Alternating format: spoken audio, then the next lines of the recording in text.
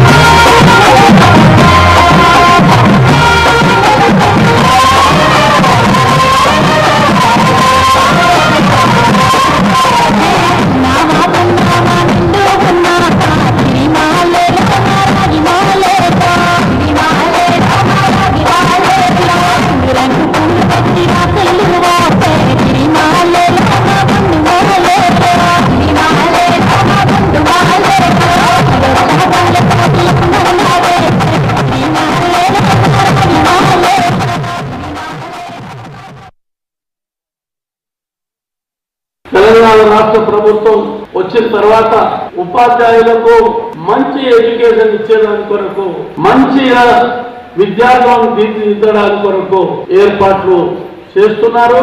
ఈ సమాజాన్ని మార్చాలన్నా, సమాజాన్ని మంచిగా తీర్చిదిద్దాలన్నా మీ పాత్ర చాలా ముఖ్యమైనది. కాబట్టి మిమ్మల్ని గురువుల కింద గుర్తిస్తాం, మిమ్మల్ని గౌరవిస్తాం, మిమ్మల్ని పూజిస్తాం, మీ పాదాభి నమస్కారాలు కూడా చేస్తాం టీచర్లకు. ఆ పాత్ర మీ మీద ఉంటది. కాబట్టి ఈనాడు తెలంగాణ రాష్ట్ర ప్రభుత్వం విద్యకు ఎక్కువ ప్రాధాన్యత ఇస్తుంది.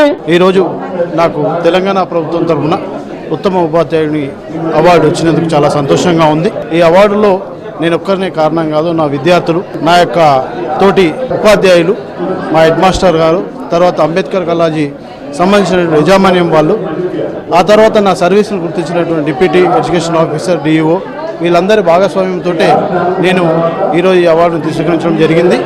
దీని ద్వారా నా బాధ్యత మరింతగా పెరిగిందని భావిస్తూ ఉన్నాను.